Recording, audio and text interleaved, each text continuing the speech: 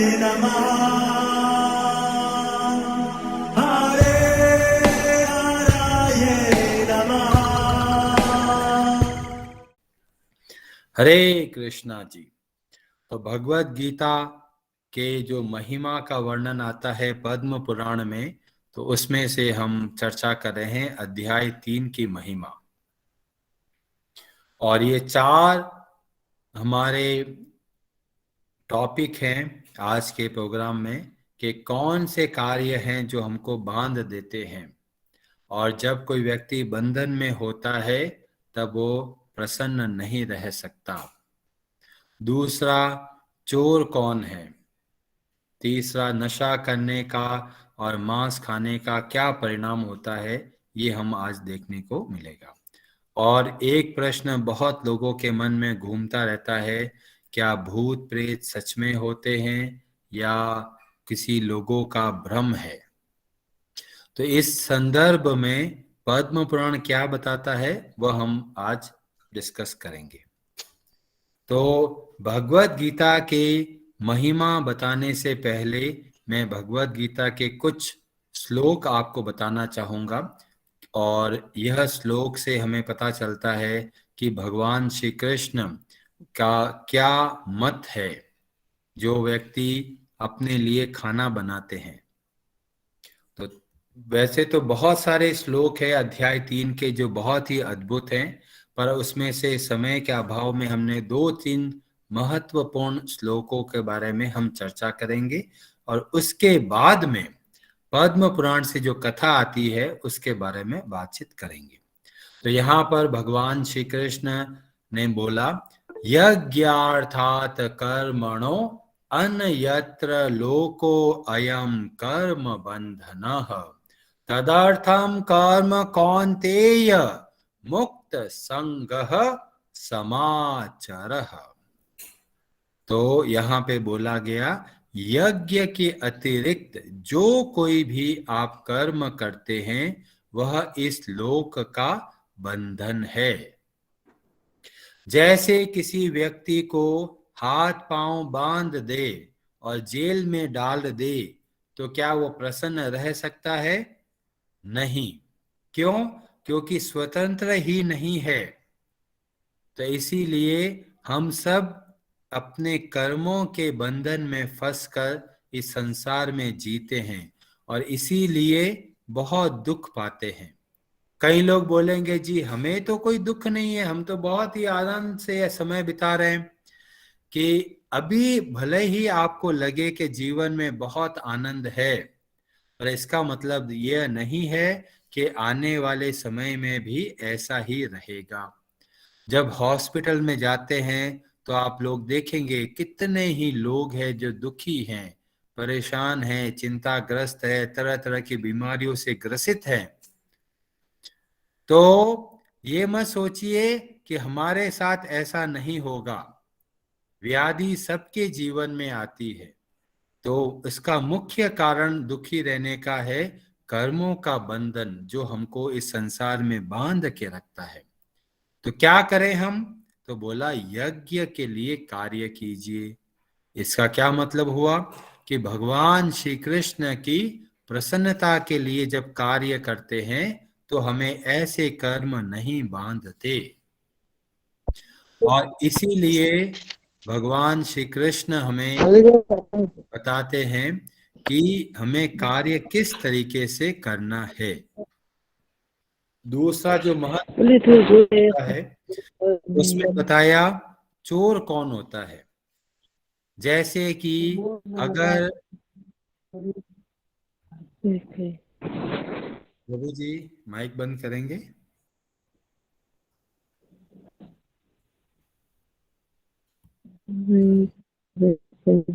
आप सबसे निवेदन है माइक को बंद रखें।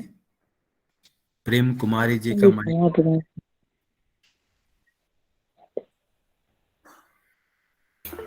मैं ट्राई कर रहा हूँ म्यूट करने का, पर म्यूट हो नहीं रहा। कुमारी जी आपको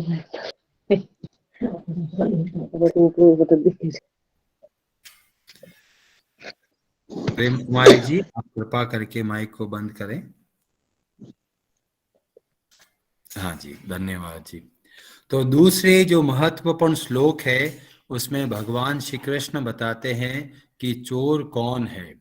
स्तेन एव सह, स्तेन का मतलब होता है चोर। कौन है चोर? कि हमें जीवन में बहुत सारी चीजें प्राप्त होती है। हमें सूर्य की किरणें प्राप्त होती है, हमें चंद्रमा की किरणें प्राप्त होती है, हमें वायु प्राप्त होती है जीवन जीने के लिए, हमें बहुत सारा अन्न प्राप्त होता है जीवन को व्यापन करने के लिए। पर हम लोग क्या सोचते हैं? मैं अपने पैसों से कमाता हूं। तो जो व्यक्ति ऐसा सोचते हैं वो वास्तव में चोर है। क्यों? क्योंकि जो सामग्री है, पैसों से आप अन्न नहीं खरीद सकते। आप पैसा देके जो किसान है उससे आप अनाज ले लिया, पर अगर अनाज उगेगा ही नहीं तो पैसों का आप क्या करोगे? तो बताया गया कि हमें बहुत सारी चीजें हमें प्रकृति से प्राप्त होती है और हमें उनके प्रति कृतज्ञ रहना चाहिए। जो लोग ऐसा सोचते हैं मैं मेहनत कमा करता हूँ, घर को चलाता हूँ, भगवान का क्या लेना देना, तो ऐसे व्यक्ति सब चोर कहलाते हैं। इतनी सारी चीजें हमें प्रकृति से प्राप्त होती है और बहुत सारे लोगों के हृदय में कृतज्ञता का कोई भाव नहीं होता और इसीलिए ऐसे लोग चोर होते हैं। और जो चोर होते हैं वे भी प्रसन्न नहीं रह सकते। क्यों? कि उनके मन में भी डर रहता है। चोरी जो करते हैं उनका मन अशांत रहता है। तो जब हम भगवान की वस्तुओं को भगवान के अर्पण करते हैं तो हम प्रसन्न चित्त रह सकते हैं। और ईशोपनिषद में यही बात बताई जाती है, ईशावास्यम इदम सर्वम। जो कुछ है वो सब भगवान की संपत्ति है। उसको जब हम अपना मान बैठते हैं तो हम दुखी रहने लग जाते हैं। तेरा तुझको अर्पण क्या लागे मेरा, जब इस भाव से कार्य करते हैं तो हम प्रसन्न रह सकते हैं। और तीसरा जो महत्वपूर्ण श्लोक है जिसमें हमें पता चलता है कि जो लोग केवल अपने लिए खाना बनाते हैं वो वास्तव में किसको खाते हैं? पाप को खाते हैं। भुंजते ते त्वघम पापा ये पचन्त्य आत्म कारणात्। जो केवल अपना पेट भरने के लिए भोजन ग्रहण करते हैं वो सब पाप को खाते हैं। पाप को खाते हैं इसका क्या मतलब है? पाप बीमारी बन के आता है। तो हमें क्या करना है? पहले जो भोजन हम ग्रहण करें उसको भगवान को अर्पण करना है। हर भोजन को भगवान को अर्पण करके ही ग्रहण करना है। अगर भगवान को अर्पण किए बिना अगर हम खाना ग्रहण करते हैं तो ये सब बीमारी देगा। जब बीमारी आती है तो कोई व्यक्ति प्रसन्न नहीं रहता। तो हमको क्या करना है? हमें सब कार्य भगवान की सेवा समझ के करना है। जो अन्न मिला है उसको बहुत ही शुद्धता से बनाना है, शुद्ध सात्विक भोजन बनाना है। हो सके तो लहसुन प्याज न डाले और जो सात्विक भोजन है उसको भगवान को अर्पण करना है और उसी को हमें सबको ग्रहण करना चाहिए। अगर ऐसा नहीं करते तो इसका क्या परिणाम होता है ये हम लोग आज की कथा में सुनेंगे। तो 3 महत्वपूर्ण श्लोक बताने के बाद में अब मैं आपको बता रहा हूं आज की जो कथा है अध्याय 3 की महिमा के बारे में, जो कि पद्म पुराण से प्राप्त होती है। जैसा मैंने पहले बताया, सारी कथाओं में वार्तालाप चल रहा है भगवान शिव और देवी पार्वती के बीच में। पार्वती जी प्रश्न करती हैं कि गीता जी की महिमा मुझे बताइए और भगवान शिव बहुत प्रसन्न होकर वो सब बता रहे हैं। तो एक बहुत ही आदर्श पति पत्नी के रूप में हमें देखने को मिलता है कि किस तरह से पति पत्नी आपस में बैठकर भगवान के संबंध में चर्चा करनी चाहिए। और भगवान शिव बताते हैं कि यही प्रश्न लक्ष्मी जी ने भगवान विष्णु से किया, और भगवान विष्णु फिर भगवत गीता की महिमा बताते हुए हर अध्याय के संबंध में एक प्राचीन इतिहास का वर्णन करते हैं और बताते हैं कि ऐसी कथा हमें क्या प्रेरणा दे सकती है। तो अध्याय 3 के बारे में वर्णन आता है, जिसमें एक ब्राह्मण के बारे में वर्णन आता है जिसका नाम था जड़। वह नाम का तो ब्राह्मण था, पर उसके सारे कार्य बहुत ही दूषित थे। उसने क्या किए? उसने वो चारों चीजें करी जो कि हमें शास्त्र मना करते हैं। शास्त्र क्या बताते हैं? तो भागवतम में वर्णन आता है कि धर्म के 4 चरण है। क्या क्या? तपः, शौचम, दया, सत्यम। ये 4 चीजें हैं जो कि धर्म के 4 चरण है, और समय के साथ कलयुग में आते आते इन सब का नाश होने लगता है। तप मतलब जो हमारी इंद्रियों को संयम करके और भगवान के लिए कार्य करना, यह तप कहलाता है। शौचम मतलब पेट साफ करना नहीं है। शौचम का मतलब है हमारे मन, हमारी बुद्धि, इंद्रिया और शरीर, इन सब को शुद्ध रखना, यह शौच का पाठ है। दया मतलब अन्य सभी प्राणियों के प्रति दया का भाव रखना, ये तीसरा चरण है धर्म का। और चौथा चरण है सत्य वचन। तो ये 4 चीजें धर्म का आचरण कहलाता है, जो हमें नियमित रूप से इन चारों का पालन करना चाहिए। पर कलयुग में बताया गया, इन चारों को बहुत क्षति होती है अगर हम ये 4 चीजें करते हैं। कौन सी 4 चीज? पहला, जुआ खेलना। जब जुआ खेलते हैं तो सत्य का हास होता है। जो व्यक्ति जुआरी होता है वो सत्य नहीं बोल सकता, उसके अंदर सत्य बोलने की क्षमता चली जाती है। तो जुआ कभी नहीं खेलना है। दूसरा, किसी भी तरह का नशा नहीं करना है। नशा में क्या क्या आता है? जो भी सिगरेट है, बीड़ी है, तंबाकू है और शराब है, ये सब चीजें, और यहाँ तक जो चाय होती है वह भी नशा की श्रेणी में आते हैं। और जो व्यक्ति नशा करते हैं तो उनका एक गुण जो धर्म का है वह चला जाता है, जिसको बोलते हैं तपह। नशा करने वाले का अपने शरीर पर कोई कंट्रोल, नियंत्रण नहीं रहता।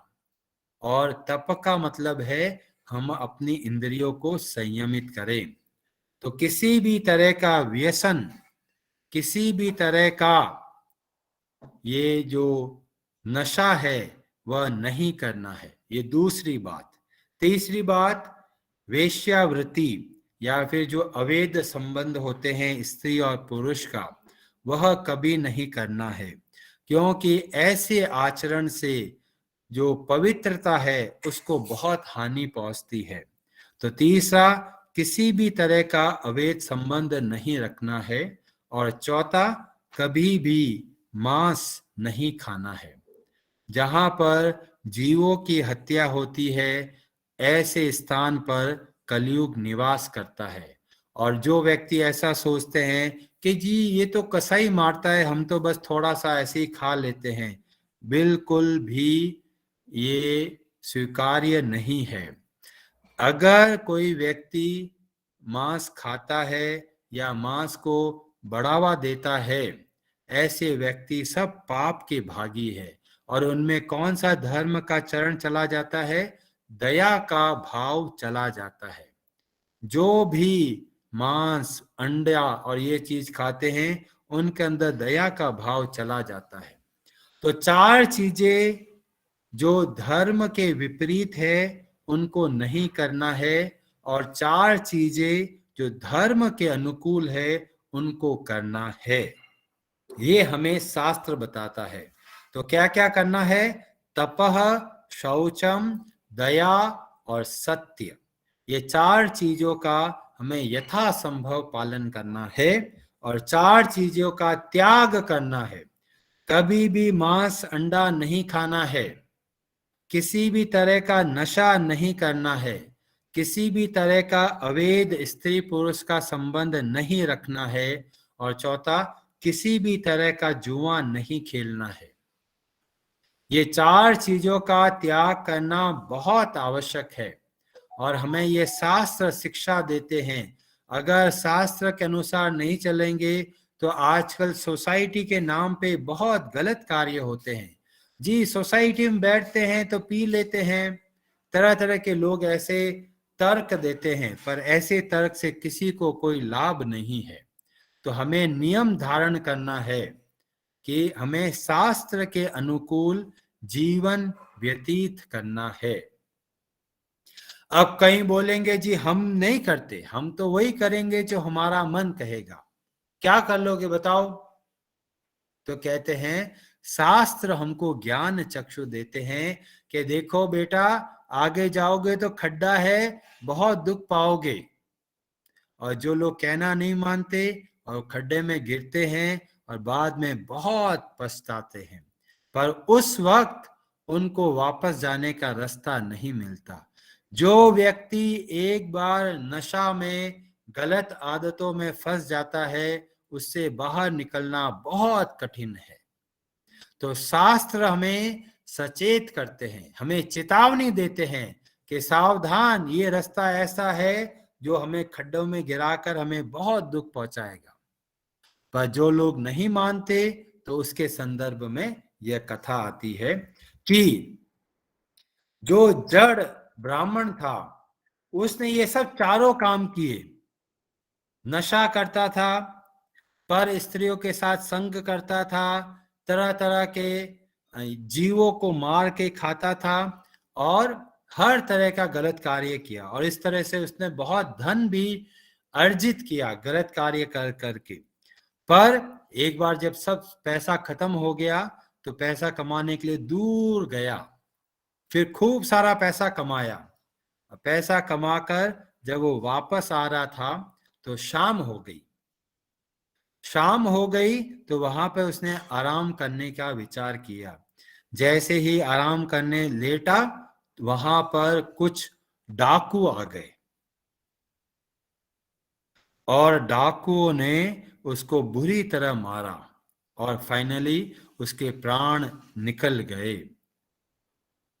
इसने ये सब गलत कार्य किए और इसकी वजह से वो बहुत भयंकर प्रेत बना, जो उस पेड़ पर ही रहने लगा। अब कई लोग बोलते हैं तो प्रेत बड़े शक्तिशाली होते हैं, बड़े मजे करते हैं, कहीं भी आ जा सकते हैं। तो शास्त्र हमें बताते हैं कि ये जो प्रेत योनि है ये बड़ी ही दुखद है, बहुत दुख पाते हैं।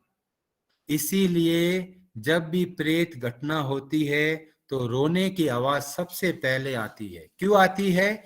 क्योंकि वो बेचारा बड़ा ही दुखी अवस्था में रहता है। इसीलिए शास्त्र हमें पहले ही बता देते हैं कि अगर हम शास्त्र के अनुसार नहीं चलते तो आगे बहुत कष्ट पाने वाले हैं।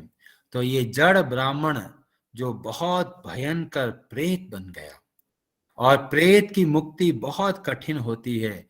कई लोग जादू टोना करते हैं, टोटका करते हैं, ताबीज बनवाते हैं। इन सभी से, ऐसे प्रेतों से छुटकारा प्राप्त करना बहुत कठिन है, क्योंकि बेचारे प्रेत भी बहुत ही भयंकर रूप से पीड़ित हैं, दुखी हैं, चिंता कर रहे हैं, उनको भूखे होते हैं पर खाना नहीं खा पाते और इस तरह से बड़ा ही दुखमय जीवन व्यतीत करते हैं।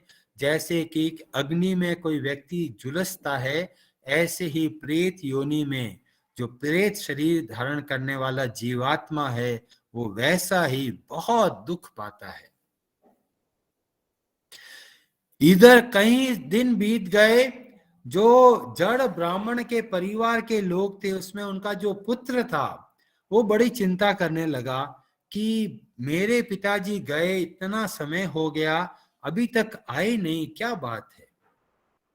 और वह जड़ ब्राह्मण का पुत्र एक बहुत बड़ा भगवान का भक्त था। कैसे भक्त बना उसका वर्णन नहीं मिलता, पर समझ लीजिए किसी न किसी भक्त की कृपा से ही कोई व्यक्ति भक्त बनता है। तो वह विचार करने लगा कि मेरे पिताजी आए नहीं, पता नहीं क्या हो गया, मैं कुछ जाके पता करता हूं।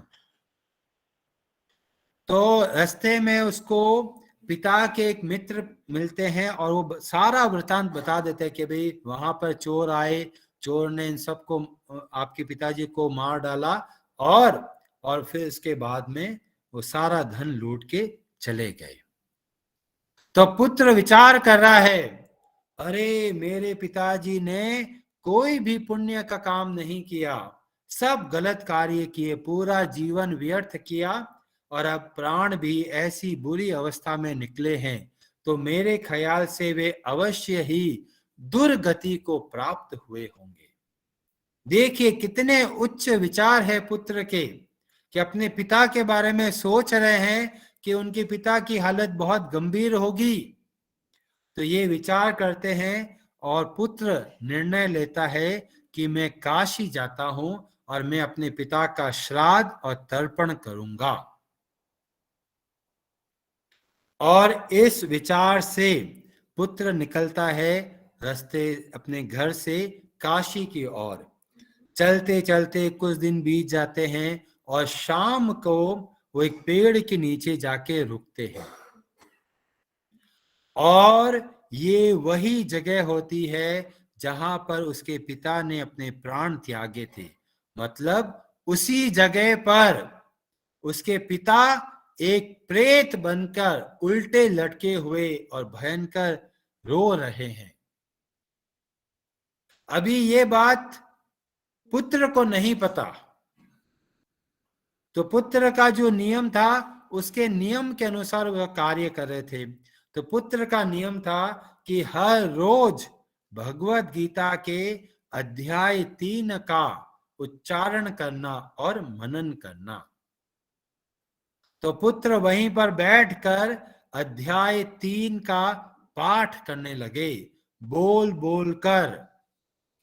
जब उच्चारण से अगर भगवत गीता का अध्ययन किया जाता है, भगवान के नाम का जप किया जाता है, तो उसका बहुत प्रभाव पड़ता है। वो जो उच्चारण करते हैं उनके शब्दों के अंदर जो तरंगे उत्पन्न होती है वो बहुत सारे जीवों को बहुत आनंद पहुंचाती है। और जो ऐसे प्रेत योनि में ग्रस्त व्यक्ति होते हैं उनको तुरंत मुक्ति प्राप्त होती है। तो शास्त्र हमें बताता है कि किसी के घर में अगर उपद्रव है, घर अगर अशांत है, घर में किसी ना किसी बात को लेकर ऐसा लगता है कि कुछ और भी तत्व है, तो आप अवश्य भगवत गीता का अध्ययन कीजिए उच्चारण के साथ में। और शास्त्र हमें ये मार्ग बताता है कि इस तरीके से बड़े बड़े भयंकर प्रेतों का भी उद्धार हो जाता है। तो जैसे ही पुत्र ने पूरा पाठ किया तो उसके पिताजी उसको सामने दिखे, बड़ा ही भयंकर रूप था उनका, और अगले ही क्षण में वो शरीर को त्याग कर, प्रेत का शरीर का त्याग कर एक दिव्य रूप धारण किया और भगवान के धाम को जाने लगे।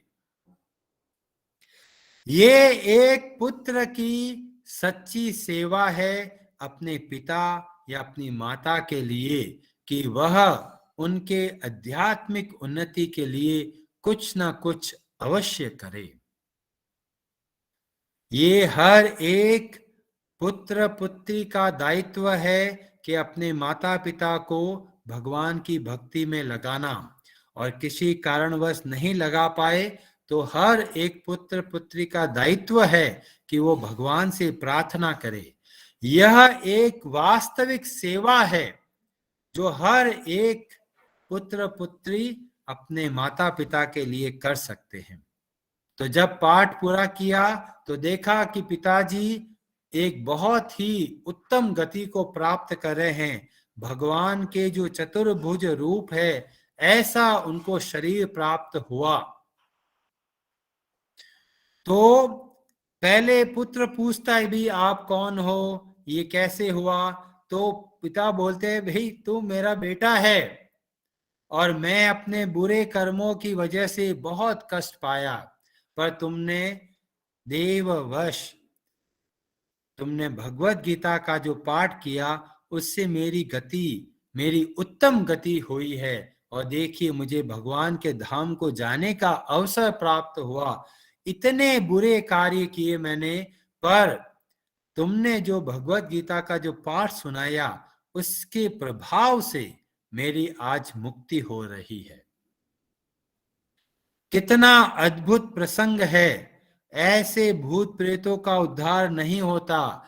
अगर आपको किसी जीव पर दया करनी है तो उनको भगवान की भक्ति सिखाइए, भगवत गीता का अध्ययन करना सिखाइए, भगवान के नाम का जप करना सिखाइए, क्योंकि यही सबसे बड़ी और वास्तविक सेवा है जो आप कर सकते हैं। फिर पुत्र पूछता है पिताजी मुझे बताइए मैं क्या कर सकता हूं। अब पिता के हृदय में दया का भाव आता है। वो क्या बोलते हैं कि जिस तरह से मैंने बुरे काम किए और दुख पा रहा हूं, ऐसे ही मेरे भाई लोग भी ऐसे ही थे। उनको भी किसी ने बताया नहीं और वो भी सब गलत कार्य कर करके आज नरक की यातना भोग रहे हैं, बहुत कष्ट पा रहे हैं।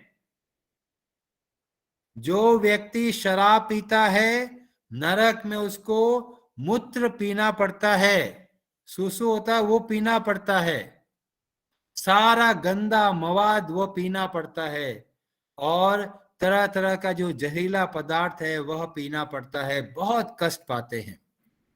तो पिता बोल रहे हैं कि मेरे भाई लोग भी सारे गलत काम किए, वो सब नरक में बहुत बुरी तरह दुख पा रहे हैं।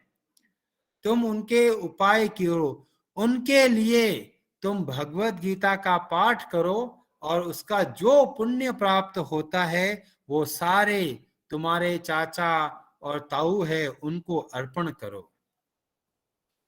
इस तरीके से उनका नरक में भी उद्धार हो जाएगा। कोई ये मत सोचिए कि भाई प्राण तो चले गए हैं, अब भला उनको क्या पुण्य प्राप्त होगा। तो यहाँ पर इस कथा के माध्यम से पता चलता है कोई जीव कहाँ कभी भी कहीं भी चला जाए, आप अगर उनके संकल्प करते हैं और उनके लिए प्रार्थना करते हैं तो उनको वह अवश्य फल प्राप्त होता है। तो पिता की आज्ञा को मानकर पुत्र ने क्या किया, भगवान श्री कृष्ण के मंदिर में गए और वहां संकल्प लिया कि भगवान श्री कृष्ण मैं अपने जो पूर्वज हैं जो नरक में फंस कर बहुत दुख पा रहे हैं उनकी मुक्ति के लिए मैं ये भगवत गीता का पाठ कर रहा हूं। और संकल्प करके उन्होंने भगवान श्री कृष्ण के मंदिर में बैठकर भगवान के श्री विग्रह के सामने भगवत गीता का पाठ किया। और हमें भी ये शिक्षा प्राप्त होती है, अगर आप भगवत गीता का अध्ययन करना चाहते हो तो आप तुलसी का जो पौधा है वहां बैठ के कीजिए, भगवान का मंदिर हो वहां बैठ के कीजिए, जो पवित्र नदियां है उनके पास बैठकर आप इस तरह का जप या पाठ करें तो कई गुना लाभ प्राप्त होता है। तो पुत्र ने वहां बैठकर भगवत गीता के 3रे अध्याय का पाठ किया बहुत ही अच्छे तरीके से। और इसका क्या परिणाम हुआ, इधर नरक के अंदर खलबली मची हुई है, नरक में बहुत सारे जीव दुख पा रहे हैं। ये वो सब जीव हैं जो शास्त्रों की आज्ञा को ठुकरा कर अपने मन माने तरीके से जीवन व्यतीत करना चाहते हैं, जो गलत कार्य करते हैं उन सब के लिए तरह तरह के नरकों का वर्णन श्रीमद् भागवतम में देखने को मिलता है। ये हमें डराने के लिए नहीं है कि डर के बैठे रहें, ये हमें सचेत करते हैं कि हमें कैसे कार्य करने हैं और कैसे कार्य नहीं करने हैं। तो नरक की यातना पा रहे बहुत सारे जीव तरह तरह के दुख पा रहे हैं। अब कई व्यक्ति बोलेंगे कि ये जी पकोड़ों की तरह फ्राई किया जाता है जीवों को, तो क्या वो मरते नहीं है? तो गरुड़ पुराण में पता चलता है कि पहले यातना देने से पहले उनको एक यातना देह दी जाती है। यातना देह ऐसा है जो कि केवल महसूस होता है कि दर्द हो रहा है, पर वो वास्तव में कुछ घायल नहीं होते। जैसे कि ये जो यातना देह है केवल यातना अनुभव करने के लिए है। तो इस तरीके से जीव बहुत कष्ट पाते हैं, बहुत दुख पाते हैं, और बेचारे उनको किसी तरह का सहारा नहीं मिलता। तो हमें शास्त्र बताते हैं कि हमें जब कार्य करें तो हमें सावधानी पूर्वक करें। हम कोई पशु योनि के नहीं है, हम मनुष्य योनि में है, और हमारे ऊपर बहुत जिम्मेदारी है। तो हमें जब कार्य करना है तो हमें सावधानी पूर्वक शास्त्र के अनुकूल कार्य करना है। सारे शास्त्र हमें सिखाते हैं क्या सही है और क्या गलत है, और उसके अनुसार हमें निर्णय लेना है।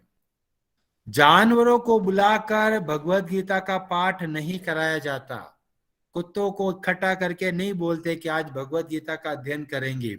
केवल मनुष्य के अंदर ये योग्यता है जिसको बोलते हैं जिज्ञासा। और जो जिज्ञासा नहीं करते तो बोला गया वो सब पशु के तुल्य है। भगवान ने इतना अच्छा अवसर दिया कि हम अपना जीवन को सार्थक कर सके, पर फिर भी लोग अनावश्यक बिना कुछ लाभ के कार्य करते हैं। तो नरकों में बहुत जीव कष्ट पा रहे हैं। इतने में ही विष्णु दूत आते हैं, और विष्णुदूत आकर यमराज से बात करते हैं और यमराज से प्रार्थना करते हैं और आज्ञा देते हैं कि भगवान विष्णु ने बोला है कि इस समय नरक में जितने लोग हैं उन सबको आप मुक्त कर दीजिए। ये सब भगवत धाम के जाने के योग्य बन गए हैं। यमराज आश्चर्यचकित, प्रभु अभी तो उन्होंने इतने गलत कार्य किए, उन्होंने अभी सजा तो भोगी नहीं, उससे पहले ही मुक्ति का मार्ग कहां से आ गया? तो बताया कि ये सब वह पुत्र जो बैठकर भगवत गीता के 3रे अध्याय का जो पाठ किया है उसका परिणाम की वजह से, उसके केवल पाठ करने मात्र से नरक में इस समय जितने जीव है उन सब को इतना पुण्य प्राप्त हुआ कि सब के सब भगवान के धाम को जाने के योग्य बने। तो भगवत गीता को आप कोई सामान्य ग्रंथ मत समझिए। यहां पुत्र बैठ के पाठ कर रहा, उसको तो कुछ दिखाई नहीं दे रहा है, पर उसको पूर्ण श्रद्धा है कि ये जो पाठ मैं कर रहा हूं इसका बहुत भारी परिणाम पुण्य प्राप्त होता है। तो पूर्ण श्रद्धा के साथ हमें भी नियमित रूप से हर रोज भगवत गीता का अध्ययन करना चाहिए, उच्चारण करना चाहिए और भगवान के नाम का जप करना चाहिए। ये मत समझिए कि पता नहीं कौन सुनता है, भगवान तो इतना दूर बैठे हैं, वो क्या सुनेंगे। नहीं, भगवान हमारे हर एक कार्य को ध्यान रखते हैं। थोड़ी भी सेवा अगर हमने करी है, हम भले ही भूल जाएं, पर भगवान कभी नहीं भूलते। इसलिए हमें नियमित रूप से शास्त्रों का अध्ययन करना चाहिए, जिससे कि हमें पता चले कि हमारे लिए क्या कार्य करना उचित है। और इस कथा से हमें क्या क्या चीजें सीखने को मिली, आप में से कोई बताना चाहेगा? हरे हरे कृष्णा कृष्णा प्रभु जी। प्रभु जी। हरे कृष्णा। रोहन प्रभु जी। जी हरे कृष्णा। हम हरे कृष्ण। आज आज का मोरल पूरे के स्टोरी का ये 2-3 मेजर पॉइंट्स मैंने जो नोटिस किया है। एक अच्छा। तो है कि गलत संग, गलत नशा और कोई टाइप का भी नशा, और वो स्त्री अवैध मतलब संग किसी के साथ, और भगवत गीता को मतलब हल्के में नहीं लेना चाहिए। इसकी भारी महिमा है कि एक एक बार के अध्ययन से मतलब जन्मों के पाप कट जाते हैं। तो इतनी भारी महिमा है एक भगवत गीता की। और बस मेरे को ये सबसे ज्यादा आज का मेजर सबसे पॉइंट्स ये दोनों लगे। बहुत ही बढ़िया, बहुत बहुत धन्यवाद जी। जब आप शेयर करते हो कि आपने क्या सीखा, तो कोई याद रखे ना रखे, आप अवश्य याद रख पाएंगे। तो आप सबसे निवेदन है कि जब भी आप कथा सुने, एक बात को आप अवश्य लेके जाएं कि आज की कथा में मैंने ये सीखा, और सीखने के बाद में उसको अपने जीवन में उतारना है। ऐसा नहीं तोते की तरह रट लिया है, भगवान ने ऐसा बोला है और हमें ऐसा करना है, पर करते नहीं। ऐसा नहीं करना है। हम लोग हर रोज सुबह भगवत गीता का अध्ययन करते हैं, और कल इसके संदर्भ में यही बात बताया जाएगा कि उसको अपने जीवन में उतारना कितना आवश्यक है। बहुत बहुत धन्यवाद रोहन प्रभु जी। कोई और कोई बात ऐड करना चाहेगा?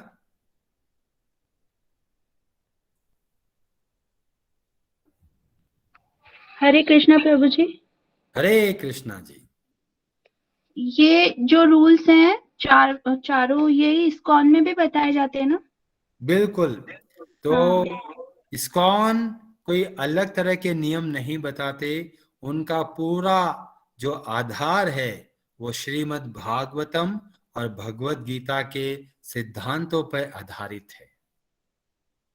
और ये भागवत जी का महात्म है ना गुरु जी प्रभु जी? ये जो है, ये गीता महात्म्य के नाम से जाना जाता है।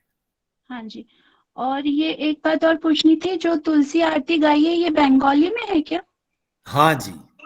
हाँ, बहुत अच्छा गाया उन्होंने, बहुत मीठा गाया। हाँ जी। मतलब इतना अच्छा लगा कि मेरे पास शब्द ही नहीं है बोलने के लिए। बहुत अच्छा, उनको थैंक यू हाँ जिन्होंने जी। गाया। और आज आपने भी जो ये बताया मुझे बहुत बहुत अच्छा लगा। हम्म, थैंक यू प्रभु जी, आपने मतलब जीवन ही बदल दिया हम लोगों का। हम्म। क्या बहुत बोले। बहुत धन्यवाद जी।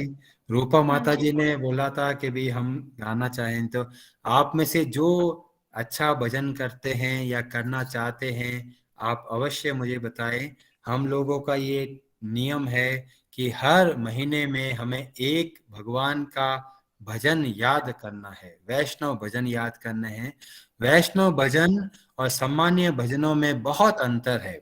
जो वैष्णव भजन है उसमें भाव बहुत अलग है। जब आप अध्ययन करेंगे भजन में, तो आप पाएंगे कि इन सारे भजनों में एक मुख्य बात है, वह है भगवान के भक्तों की सेवा, भगवान के भक्तों के संग में भक्ति, और हर समय भगवान की शुद्ध भक्ति की ही प्रार्थना की जाती है।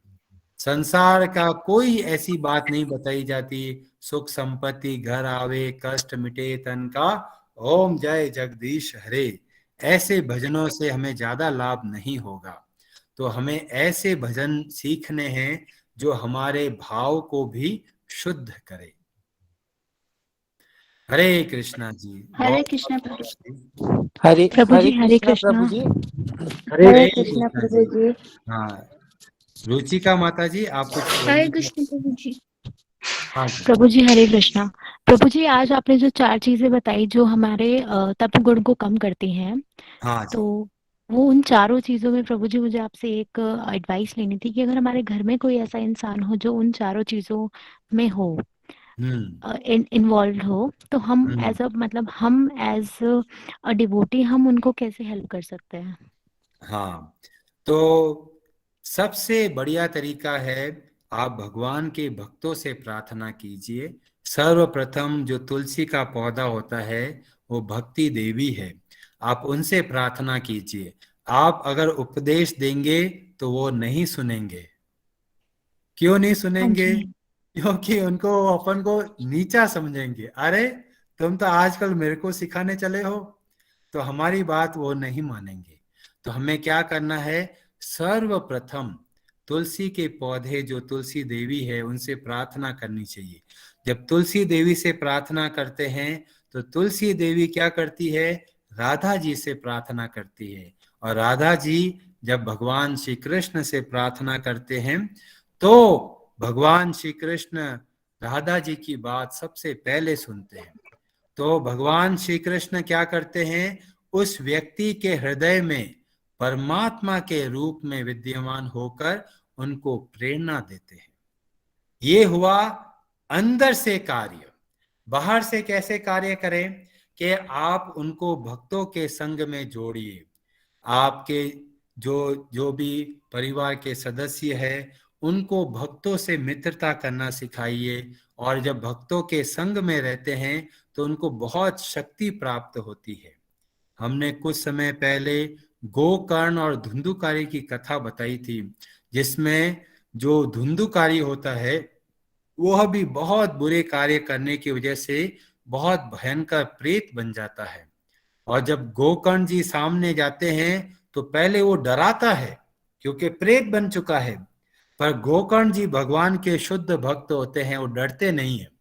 वो तुरंत समझ जाते हैं कि यहाँ पर एक प्रेत है और वो बड़ा भयंकर दुख पा रहा है। तो सर्वप्रथम क्या करते हैं? हाथों में जल लेते हैं और भगवान का स्मरण करते हैं। और भगवान का स्मरण करके जहां से भयंकर रोने की आवाज आ रही होती है वहां पर पानी का छिड़काव करते हैं। ये जो पानी है इसको बोलते हैं अभिमंत्रित जल।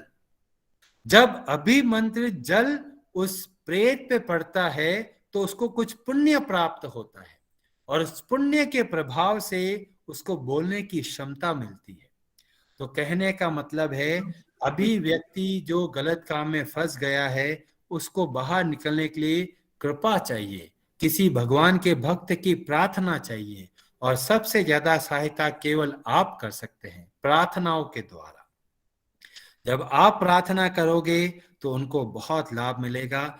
आंतरिक रूप से भगवान श्री कृष्ण सहायता करते हैं, बाहर के रूप में भगवान के भक्त मित्र के रूप में आके उनकी सहायता करते हैं।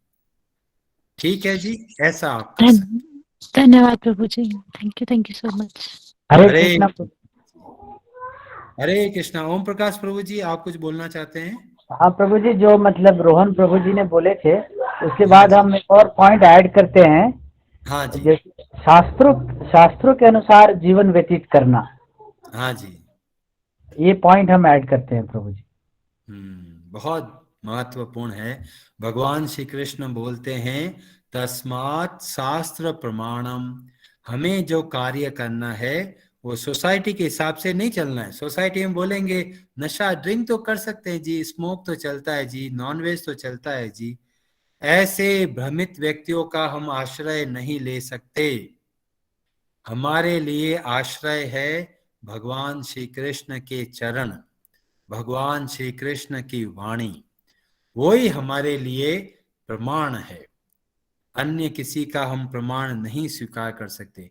बहुत सारे साइंटिस्ट लोग बोलेंगे अंडा खाओ शक्ति मिलेगी, ये सब धोखा वाली बातें हैं जो हमें एक गलत रास्ते पे लेके जाते हैं। बहुत लोग बोलते हैं नॉनवेज खाने से बहुत शक्ति मिलती है, ये भी बहुत बड़ा धोखा है। हमें शास्त्रों के आधार पे पता चलता है कि सात्विक भोजन के अंदर भी बहुत शक्ति होती है और लोग बहुत अच्छे तरीके से स्वस्थ और मजबूत जीवन जी सकते हैं केवल आयुर्वेद और योग के आधार पर सात्विक भोजन ग्रहण करने से। तो आप अन्य लोगों के भ्रम में मत आइए, आप अपने नियम बनाइए शास्त्रों के आधार पे। और लोग जो आपको भटकाए तो उनको आप हमसे संपर्क करवाइए। हरे कृष्णा जी। और किसी का कोई प्रश्न है? हरे कृष्णा प्रभु जी, मैंने एक मैसेज डाला है, देखिए उसका प्लीज हाँ जी, आंसर दे दीजिए।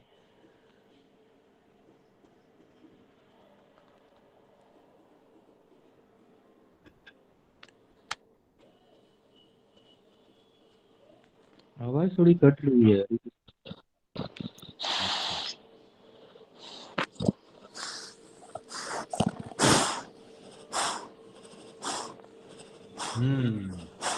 तो इसको हम आप आराम से बैठ के बात कर सकते हैं। भागवतम में जो जो वैवाहिक जीवन का वर्णन आता है, उसमें स्त्री पुरुष का जो वर्णन आता है, उसमें दोनों का बहुत योगदान है। जो स्त्री है और जो पुरुष है, दोनों का के बीच में विवाह का वर्णन आता है। बाकी जो आजकल चल रहा है, स्त्री स्त्री से शादी कर रहे हैं, पुरुष पुरुष से शादी कर रहे हैं, ये सब शास्त्र के विरुद्ध है।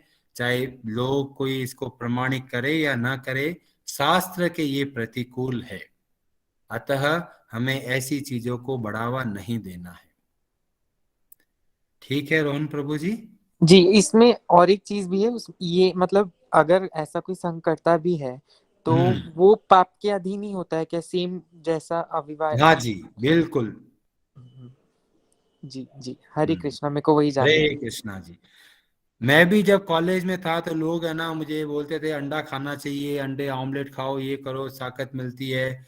क्योंकि उस वक्त पता नहीं होता, लोगों को किसी ने बताया नहीं होता। इसीलिए बहुत जरूरी है आप सब स्वयं बहुत स्थिरता से, दृढ़ प्रतिज्ञ होकर ये सारे नियम धारण कीजिए और अन्य लोगों को भी शास्त्र के अनुकूल चलने का प्रेरणा दीजिए।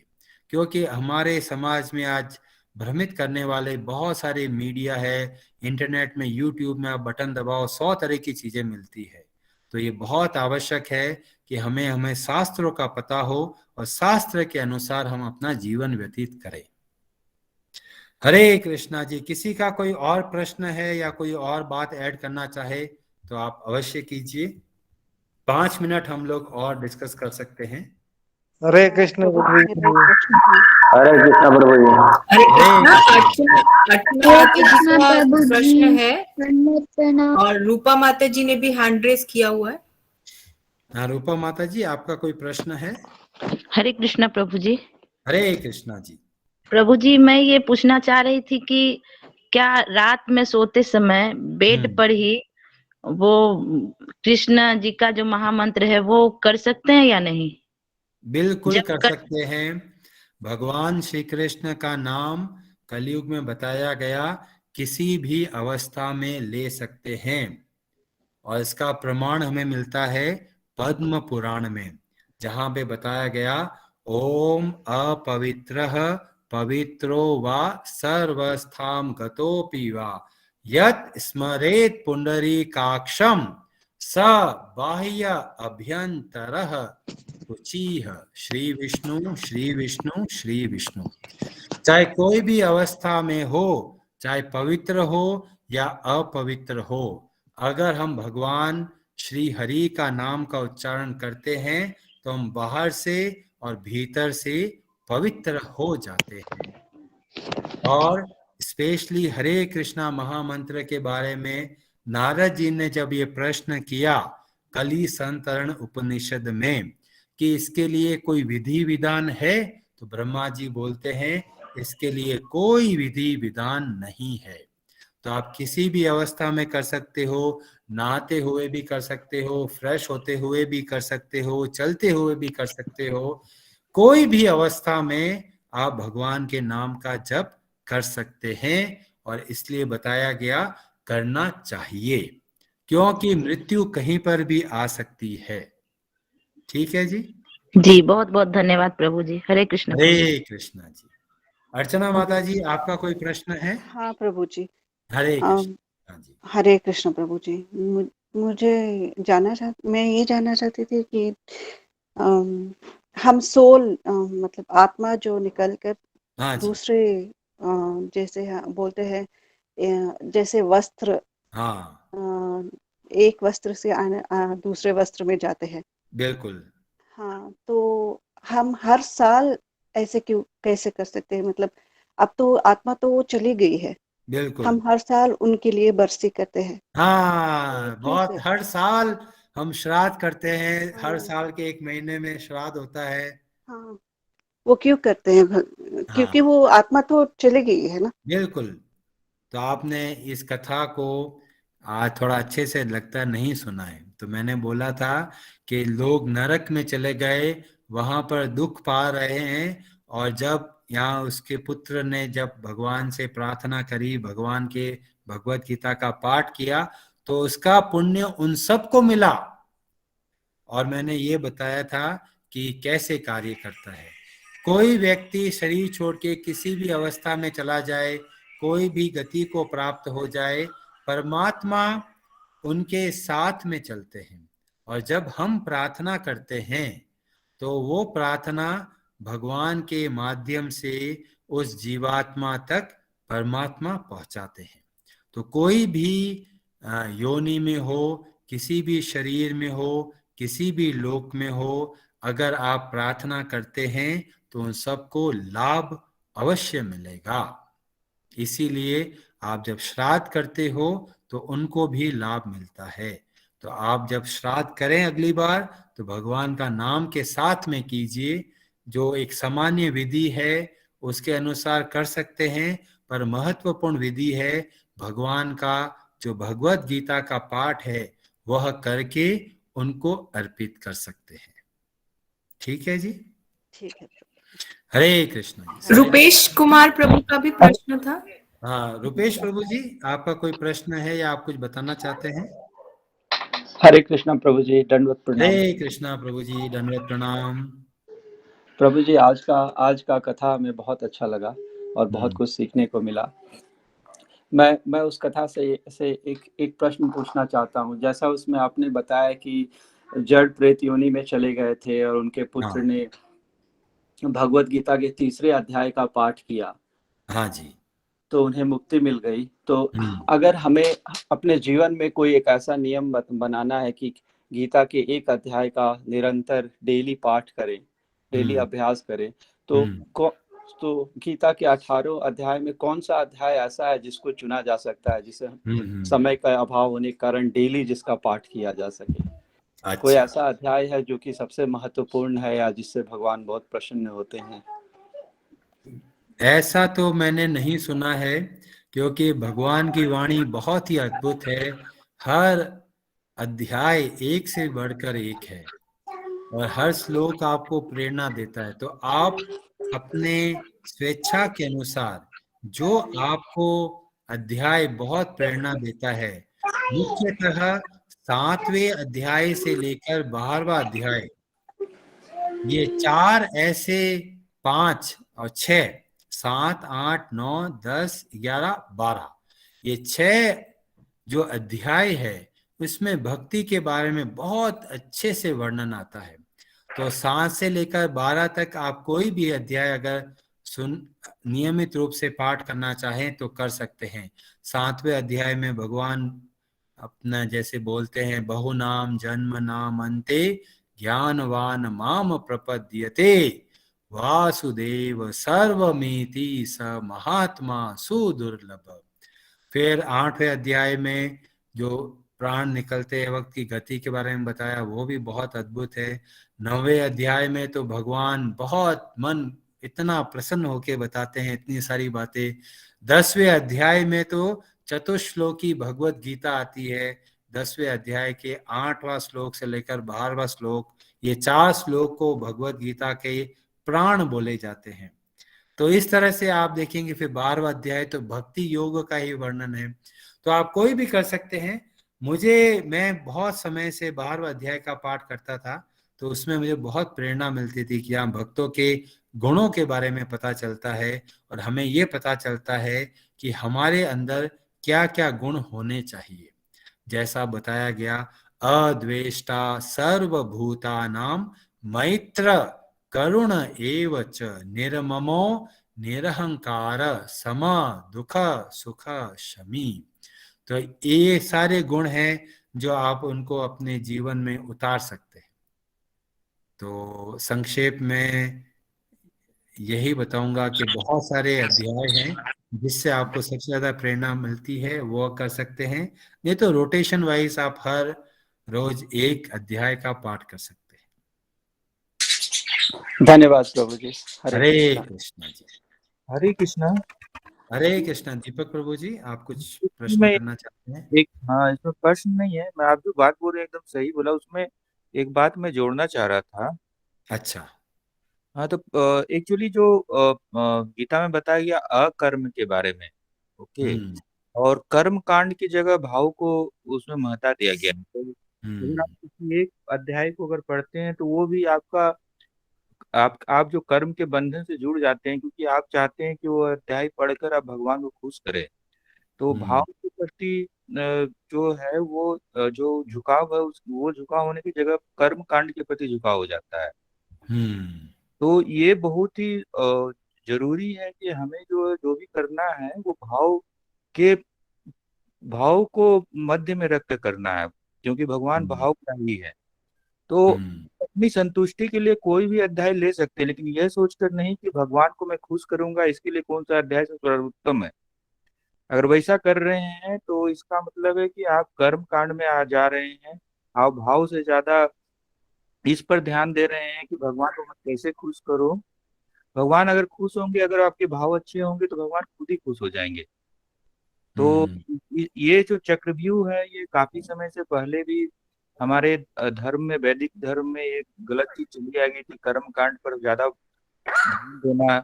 चाहे जैसे कि यज्ञ करने का मतलब हो गया कि आप हवन कीजिए, हमारा शरीर ही एक यज्ञ का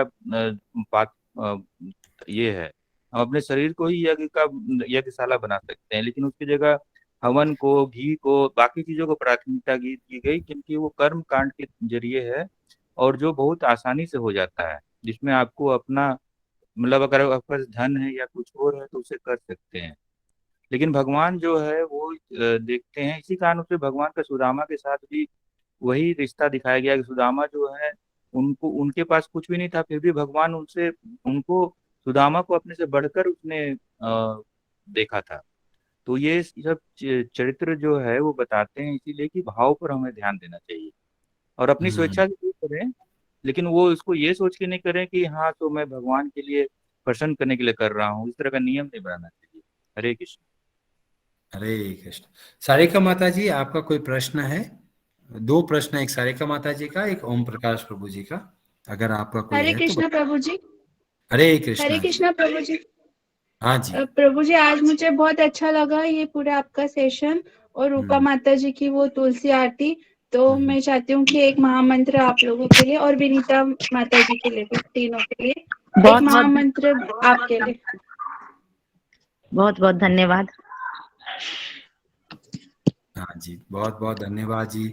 मुझे आप सबके आशीर्वाद की, प्रार्थनाओं की बहुत आवश्यकता है। आप मेरे लिए भी प्रार्थना कीजिए ताकि मैं और अच्छे से भगवान की भक्ति कर पाऊँ और आप लोगों की अच्छे से सेवा करूँ। हाँ प्रभु जी, आपके लिए तो जरूर है ही ना फर्स्ट नंबर पे। आपकी वजह से तो सारा ये प्रोग्राम हमको इतनी दूर बैठे बिठाए घर में मिल रहा है, बिना कॉस्ट के, बिना किसी चीज के आप इतना सब कर रहे हैं सबके लिए, सबका जीवन बदल रहा है। तो आपके लिए महामंत्र बनता है तो जरूर जरूर कीजिए। हाँ, ओम प्रकाश प्रभु जी, आप कुछ बोलना चाहते हैं? हाँ, हरे कृष्णा प्रभु जी। हम बोलना चाहते हैं प्रभु जी कि जैसे कि मांस खाने से ताकत तो नहीं मिलता, लेकिन रोग जरूर मिलते हैं।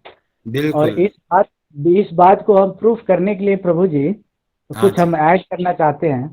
अच्छा। जैसे कि ये जितने बड़े बड़े बॉडी बिल्डर्स होते हैं, या मतलब जो शरीर को हट्टे कट्टे बनाते हैं, ये लोग दो तरह दूध का प्रोटीन का यूज करते हैं। जैसे दूध में दो तरह की प्रोटीन होती है, एक तो वे प्रोटीन होती है और एक केसिन प्रोटीन होती है। अच्छा। और इसी का ये फिल्ट्रेशन लेके और वो 3,000 रुपये 4,000 रुपये किलो मिलता है मार्केट में। तो इसी को लेके मतलब वो यूज करके और बॉडी बिल्डर अपना मतलब बॉडी बनाते हैं। प्रोटीन तो इसे तो एकदम स्पष्ट है कि प्रभु जी की दूध से ताकत मिलती है, मांस खाने से ताकत नहीं मिलती। तो हम यही मतलब बाकी भक्तगणों से रिक्वेस्ट करेंगे कि दूध दही से जुड़िए और गौ पालन कीजिए, गौ माता का सेवा कीजिए। बस यही बात जोड़ना चाहते थे प्रभु। धन्यवाद प्रभु जी। रोहन प्रभु जी, लास्ट प्रश्न लेते हैं क्योंकि 9:15 जी। हरे कृष्णा। मेरा बस एक एक छोटा सा सवाल है, मैं भूल हाँ जी। मिस कर दिया उस टाइम पूछना। जो हम्म, आपने बताया 4 अवगुण जो आज के दिन में बहुत कॉमन है, तो हाँ जी। मेरा ये क्वेश्चन था कि यूथ, स्पेशली हाँ यूथ, जी। मैं हाँ भी एक जी। यूथ हूँ, तो यूथ को मैं भी। तो वो ये चारों चीजों में से ओवरकम करना बहुत मुश्किल है आज के टाइम में। अगर बिल्कुल आप एक सर्कल में रहते हो कि आप आज की दुनिया में कहीं बाहर जाते हो, बिल्कुल।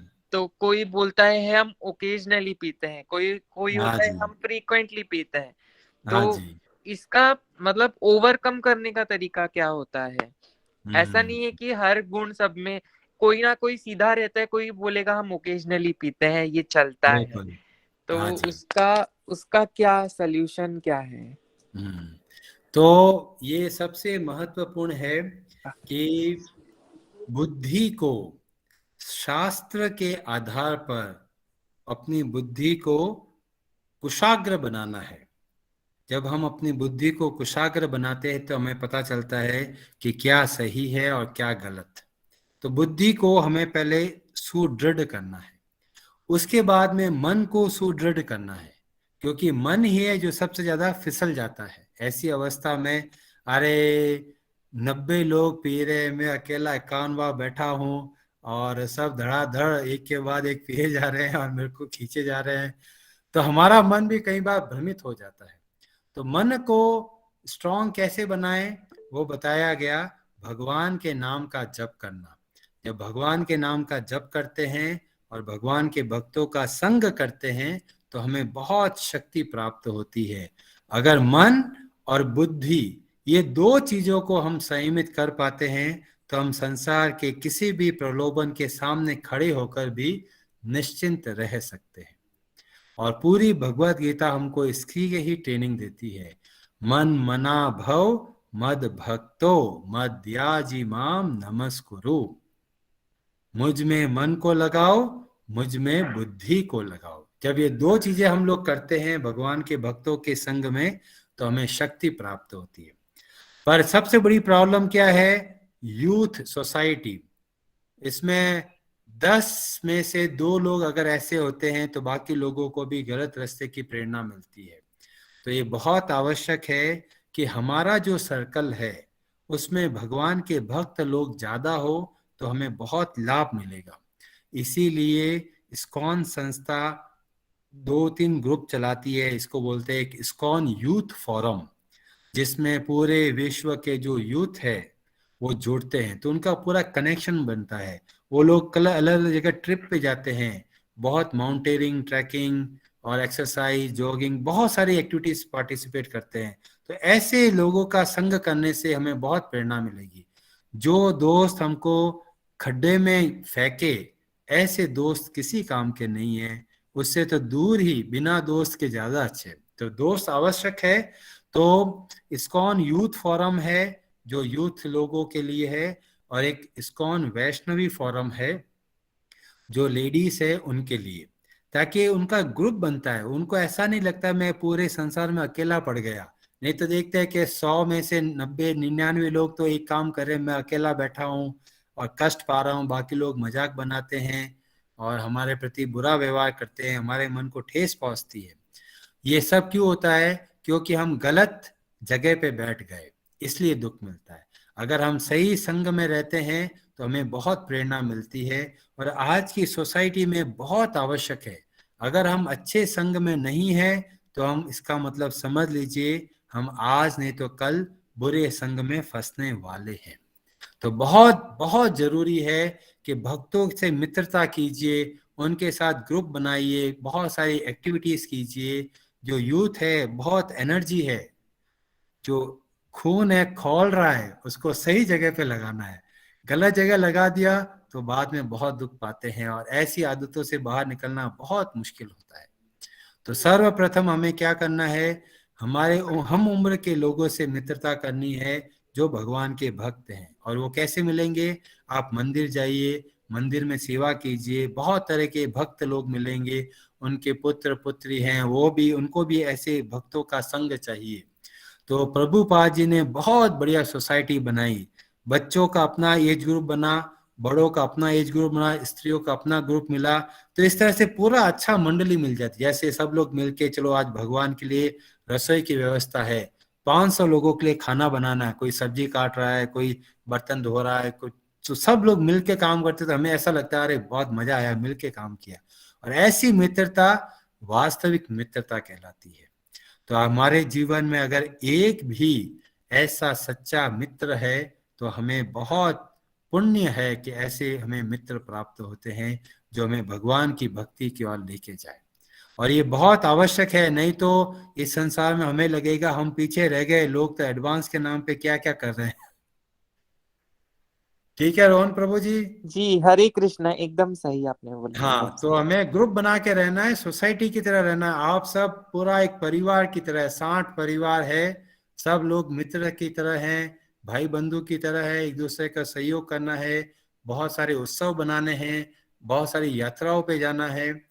और इस तरीके से क्या कर सकते हैं, हम एक समाज मिलता है, एक बहुत अच्छा समाज। हरे कृष्णा। हरे कृष्णा। तो हरे कृष्णा कार्यक्रम प्रभु को जी, मायापुर ले चलिए सबको। हाँ जी, हम लोग यही प्रयास कर रहे हैं कि एक एक करके हम लोग यात्रा पे चलेंगे, और सब हाँ लोग जी। अलग अलग यात्रा पे जब हम अलग अलग जगह जाते हैं तो वहां पर हमें एक परिवार के सदस्य की तरह अपनापन मिलता है। और ये जो परिवार के सदस्य हैं जो भगवान की भक्ति से जुड़ते हैं, ये वास्तविक संबंध है। बाकी सारे संबंध स्वार्थ के आधार पे चले जाते हैं, वो सब लेन देन के चक्कर में रह जाते हैं। और जो भगवान के भक्तों का संग है, ऐसा जो परिवार है, वो सब के हृदय में एक ही भाव है, सेवा का भाव। और जब सेवा के भाव से एक संबंध बनता है, वह संबंध बहुत दिव्य होता है। तो हम लोग भी प्लान कर रहे हैं, अलग अलग जगह पे यात्रा करेंगे, और जहां पर जो जिसके पास हो वह वहां पे आए, और इस तरह से परिवार के साथ में मिलकर भगवान का भजन कर सकते हैं, भगवान की कथाएं सुन सकते हैं, और जो घूमने फिरने का कार्यक्रम है वह भी हो जाता है। ठीक है जी, हरे कृष्णा जी। हरे नमः।